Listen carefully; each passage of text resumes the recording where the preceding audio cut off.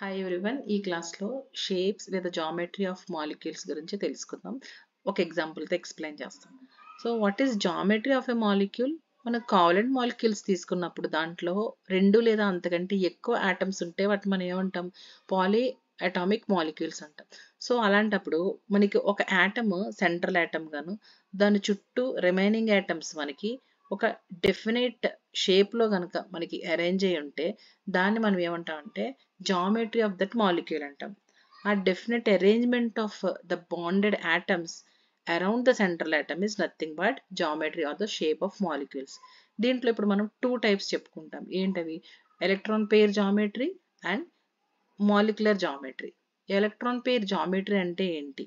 So ఇది central atom అనుకున్నప్పుడు central atom చుట్టూ ఎలక్ట్రాన్ పేర్స్ అది బాండింగ్ అవ్వచ్చు, అలాగే నాన్ బాండింగ్ ఎలక్ట్రాన్ పేర్ కూడా అవ్వచ్చు. సో ఇవి ఎలా సిచ్యువేట్ అయి ఉన్నాయి, ఏ యాంగిల్స్లో సిచ్యువేట్ అయి ఉన్నాయి అన్నప్పుడు అక్కడ డిఫైన్ చేసే జామెట్రీని మనం ఎలక్ట్రాన్ పేర్ జామెట్రీ అంటాం. సో మీరు బేసికల్గా డెఫినేషన్ చూసుకున్నట్టయితే electron geometry is the arrangement of electron pairs around the central atom. Simply it can be both bond pairs or non bond pairs లేదా lone pairs you can see. So దాన్ని మనం electron pair geometry అంటాం. So మరి molecular geometry అంటే ఏంటి? ఒక central atom చుట్టూ మనకి మాలిక్యూల్స్ రిమైనింగ్ ఆటమ్స్ ఎట్లా బాండెడ్ అయి ఉన్నాయి లేదా ఎట్లా సిచ్యువేట్ అయి ఉన్నాయి, అప్పుడు మీరు అరేంజ్మెంట్ చెప్పినట్టు జామెట్రీ చెప్పినట్టయితే అది మాలిక్యులర్ జామెట్రీ అవుతుంది అనమాట. The arrangement of atoms in a molecule normally relative to single central atom. Okay, so simply you can say electron pair geometry అంటే సెంట్రల్ ఆటమ్ చుట్టూ ఎలక్ట్రాన్ పేర్స్ ఎలా అరేంజ్ అయి ఉన్నాయి దాని ద్వారా తెలిసే జామెట్రీ. మాలిక్యులర్ జామెట్రీ అంటే సెంట్రల్ ఆటమ్ చుట్టూ బాండెడ్ ఆటమ్స్ ఎట్లా సిచ్యువేట్ అయి ఉన్నాయి, ఇందులో ఓన్లీ బాండెడ్ ఎలక్ట్రాన్ పేర్స్ని మనం కన్సిడర్ చేస్తాం అనమాట. సో ఇది మనకి మాలిక్యులర్ జామెట్రీ అవుతుంది. సో ఈ రెండు తెలుసుకోవడం వల్ల యూజ్ ఏంటి? సో కొన్ని మాలిక్యూల్స్ మనకి రియాక్షన్స్లో పార్టిసిపేట్ చేసినప్పుడు దాని స్ట్రక్చర్ ఎలిసిడేషన్స్ చేసినప్పుడు వాటిలో ఉండవలసిన యాంగిల్స్ కంటే కూడా ఎందుకు తక్కువగా ఉంటున్నాయి, సో ఇది తెలుసుకోవడం కోసమే మనకి వెస్పర్ థియరీని డిఫైన్ చేశారనమాట. సో ఫస్ట్ ఎగ్జాంపుల్ వచ్చి నేను అమోనియా తీసుకున్నాను వెస్పర్ థియరీతో ఎక్స్ప్లెయిన్ చేయడానికి. సో అసలు వెస్పర్ థియరీలో మెయిన్ 3 పాయింట్స్ ఉంటాయి మనకి. అవి ఏంటంటే పాస్టులేట్స్ అంటారు.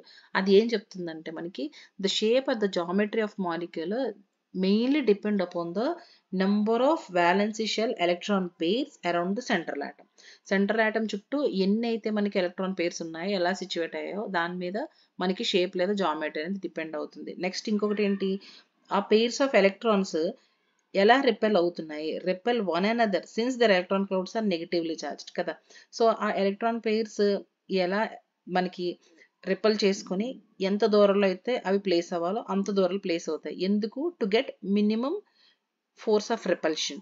సో మినిమం రిపల్షన్ ఉంది అంటే అప్పుడు ఏమవుతుంది? ఆ మాలిక్యూల్కి మనకి మినిమం ఎనర్జీ ఎక్వైర్ అవుతుంది. Minimum energy that means maximum stability. So the electron pairs place themselves as far apart as possible in space in order to have minimum force of repulsion between them. Minimum force means maximum stability. So VSEPR థియరీలో ఉన్న 2 main theories ఇవే. మనం ఇప్పుడు VSEPR theory ద్వారానే ఎందుకు shapes తెలుసుకోవాలంటే అంతకుముందు Louis structures అంతకుముందున్న theories మనకి ఏం ఎక్స్ప్లెయిన్ చేశాయంటే జస్ట్ ఇంత యాంగిల్ ఉంటుంది, సో ఇది షేప్ ఉంటుందని చెప్పారు. But when going to the deeper కొన్ని యాంగిల్స్ కొన్ని మాలిక్యూల్స్కి డిస్టర్బ్ అయ్యాయి అనమాట. అలా లేవు. సో ఎందుకు లేవు, దేని వల్ల లేవు అంటే because of the valence shell electron pair repulsion. ఇది ఉంది కదా, ఎలక్ట్రాన్ పేర్ రెపల్షన్ వల్ల. సో ఇప్పుడు మనం అమోనియా తీసుకున్నట్టయితే అమోనియాలో మనకి ఏంటి? NH3 కదా. సెంట్రల్ ఆటమ్ ఏంటి ఇక్కడ మనకి? నైట్రోజన్. నైట్రోజన్ ఇది సెంట్రల్ ఆటమ్. దానికి చుట్టూ హైడ్రోజన్స్ ఎట్లా మనకి బాండ్ అయ్యాయన్న చూసారా. సో ఇవి మనకి ఏంటి? Sigma bonds. ఇది మీకు క్లియర్గా ఉంటుందని బాల్ అండ్ స్టిక్ మెథడ్లో ఉంటే నేను ఇక్కడ తీసుకొచ్చి పెట్టాను. సో ఇది దేని ఇండికేట్ చేస్తుందంటే మనకి ఇక్కడ ఇది లోన్ పేర్ అనమాట. ఓకే, ఇది లోన్ పేర్.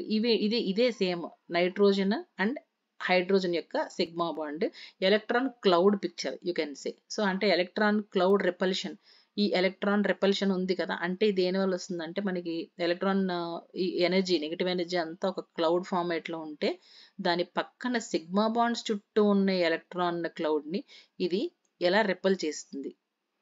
ఇలా రెపల్ చేయడం వల్ల ఈ మూడింటి యాంగిల్ అనేది ఎట్లా తగ్గిపోతుంది? ఇక్కడ ఉండవలసిన దానికంటే మనకి తక్కువ అంటే ఇది ఇలా బెండ్ అవుతుంది కదా, సో దీని బెంట్ స్ట్రక్చర్ అని కూడా చెప్పుకోవచ్చు. ఇట్లా బెండ్ అయ్యి ఇక్కడ మనకి 109 ఉండాల్సిన యాంగిల్ కాస్త 106 అవుతుంది. ఇది కొన్ని బుక్స్ లో 107 అని కూడా ఇస్తారు. Don't bother about it. But the thing is what is electron repulsion, electron pale repulsion here.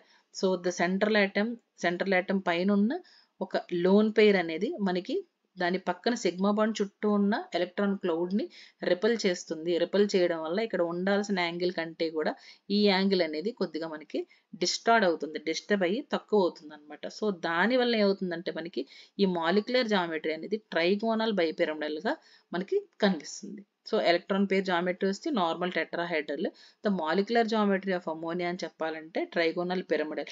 ఇది ఎందుకు వస్తుంది అంటే because of this lone pair, మన బాండ్ లో పార్టిసిపేట్ చేయని లోన్ పేర్ వల్ల వస్తుంది. సో దీని ఎనర్జీ లెవెల్ డయాగ్రామ్ చూసుకున్నట్టయితే మనం సపోజ్ ఇక్కడ చూడండి, ఎనర్జీ లెవెల్ డయాగ్రామ్ చూసుకుంటే నైట్రోజన్ ఎంత మనకి NH3 కదా central item. Nitrogen atomic number వచ్చి 7. సో దాని electronic configuration 1s2 2s2 2p3. Valency configuration ఏంటి 2s2 2p3 రైట్. సో ఇక్కడ 3, ఇక్కడ ఇదిగోండి 2p, ఈ 3 ఎలక్ట్రాన్స్ అండ్ s లో ఉన్న 2 ఎలక్ట్రాన్స్. సో మనకి ఏమవుతాయి, ఇది హైబ్రిడైజేషన్ కదా, హైబ్రిడైజేషన్ లో ఏమవుతుంది మనకి ఎన్నైతే పార్టిసిపేట్ చేస్తాయో అన్ని orbitals degenerate orbitals equal energy ఉన్నాయి ఫామ్ అవుతాయని చెప్తారు కదా. సో ఇక్కడ మనకి చూడండి ఈ 5 ఎలక్ట్రాన్స్ కలిసి ఇక్కడ మనకి 4 మనకి ఇలా sp3 డీజనరేట్ ఆర్బిటాల్స్ ఇస్తుంది. దీంట్లో ఉన్న ఈ లోన్ పేర్ నైట్రోజన్ మీద ఉంది. ఈ 3 ఏమవుతాయి మరి, ఈ 3 కూడా మనకి హైడ్రోజన్ 3 ఉన్నాయి కదా, సో వాటితో కలిపి సిగ్మా బాండ్స్ ఫామ్ చేసేస్తాయి. NH సిగ్మా బాండ్స్ ఫామ్ చేసేస్తాయి. ఇదిగో ఇక్కడ చూసారు కదా అవి, ఇవి NH సిగ్మా బాండ్స్ ఫామ్ చేస్తాయి. సో రిమైనింగ్ మిగిలిపోయిన ఈ లోన్ పేర్ అనేది మనకి నైట్రోజన్ పైన ఎలక్ట్రాన్ క్లౌడ్. ఈ ఎప్పుడైతే ఎలక్ట్రాన్ క్లౌడ్ వచ్చిందో మనకి ఇక్కడ ఎలా ఉండాల్సిన H కాస్త మనకి ఇట్లా కొంచెం బెండ్ అవుతుంది అనమాట. సో అప్పుడు దీన్ని మనం డిస్టార్టెడ్ టెట్రాహైడ్రల్ లేదా ట్రైగోనల్ pyramidal and shape కూడా చెప్తారు అన్నమాట. So this is how we can explain the shape of ammonia using Vesper postulates. Next వీడియోలో water molecule and other molecules cover చేస్తాం. Thanks for watching.